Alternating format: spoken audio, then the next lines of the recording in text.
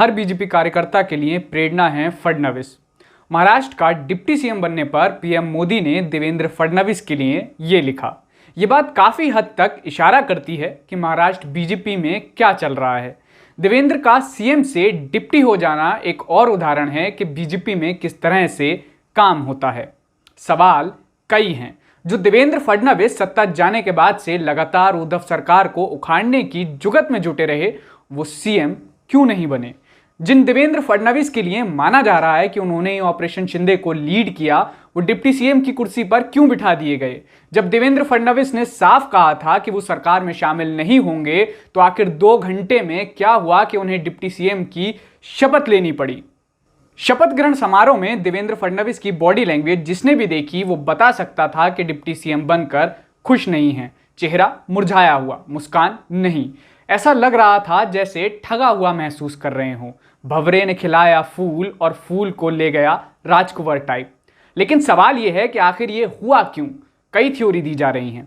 पहला ये कि शिंदे की शर्त रही हो कि सीएम बनाओ तभी बगावत करूंगा। दूसरा ये कि खुद देवेंद्र नहीं चाहते थे कि वो शिंदे के जूनियर बनकर सरकार में रहें। सरकार में ना रहे तो भी ताकत रहेगी और जिम्मेदारी कोई नहीं। ऊपर से मैसेज जाएगा कि सत्ता के लोभी नहीं हैं। शिंदे ने राज्यपाल से मुलाकात के बाद देवेंद्र के त्याग की भी खूब तारीफ की। कुल मिलाकर लग रहा था कि देवेंद्र ने महाराष्ट्र में अपना कद बढ़ाने के लिए मास्टर स्ट्रोक खेल दिया है। लेकिन 2 घंटे के अंदर पासा पलट गया। अजीबोगरीब तरीके से बीजेपी के अध्यक्ष जेपी नड्डा ने कहा कि देवेंद्र फडणवीस को सरकार में शामिल होना चाहिए। अजीबोगरीब तरीका इसलिए क्योंकि बीजेपी में ये बातें मीडिया के जरिए कही जाएं, ये सामान्य नहीं। आखिर क्यों उन्हें ये बात मीडिया से कहनी पड़ी कि देवेंद्र को सरकार में शामिल होना चाहिए? क्यों नहीं ये बात उन्होंने टेलीफोन उठाकर फडणवीस से कही? तब क्यों नहीं कहा जब वो दिल्ली आए थे? क्या फडणवीस नहीं मान रहे थे और उन पर दबाव बनाने के लिए केंद्रीय नेतृत्व की इच्छा जगजाहिर की गई? इसके बाद गृह मंत्री अमित शाह का ट्वीट आया कि नड्डा जी के कहने पर फडणवीस ने सरकार में शामिल होने का फैसला किया है। अमित शाह के ट्वीट से एकदम साफ है कि देवेंद्र फडणवीस को बेमन से डिप्टी सीएम बनना पड़ा है। लिहाजा महाराष्ट्र जीतकर भी संकेत मिल रहे हैं कि शायद बीजेपी के अंदर दिल्ली और मुंबई के मतभेद हैं। इस पूरे सियासी खेल का एक पहलू यह है कि बीजेपी ने शिंदे नाम के तीर से उद्धव और देवेंद्र दोनों को एक साथ निपटा दिया है। उद्धव की कुर्सी तो गई ही, उनकी पार्टी भी तबाह हो गई है। लेकिन बीजेपी नेतृत्व देवेंद्र फडणवीस के पर क्यों कतरना चाहेगी? इसका जवाब 2 बातों पर ध्यान से मिल सकता है। देवेंद्र फडणवीस महाराष्ट्र में बीजेपी के अंदर सबसे ताकतवर बन चुके हैं। दूसरा कोई नेता लाइन में नजर नहीं आता। 2 लोगों से संचालित अति केंद्रीकृत पार्टी को यह बात कभी पसंद नहीं आएगी। उद्धव के तख्तापलट के लिए देवेंद्र ने बहुत मेहनत की थी। 2 साल तक लगातार वो उद्धव पर हमले बोलते रहे। ऑपरेशन शिंदे के सूत्रधार भी वही थे, ऐसा माना जा रहा है। ऐसे में केंद्रीय एजेंसियों की लाख कोशिशों के बाद भी टिकी हुई उद्धव सरकार को गिराने के बाद देवेंद्र कामयाब हुए तो उनका कद और बड़ा था।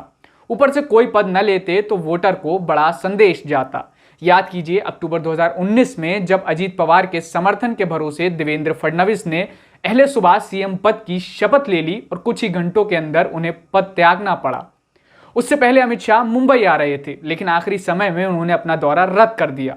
तब बीजेपी की बड़ी भदपिटी थी। इस शर्मनाक स्थिति में लाने के लिए दोषी तब देवेंद्र ही माने गए थे।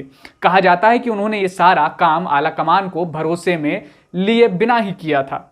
तो क्या माने अब पार्टी आलाकमान ने उन्हें इस बात की सजा दी है?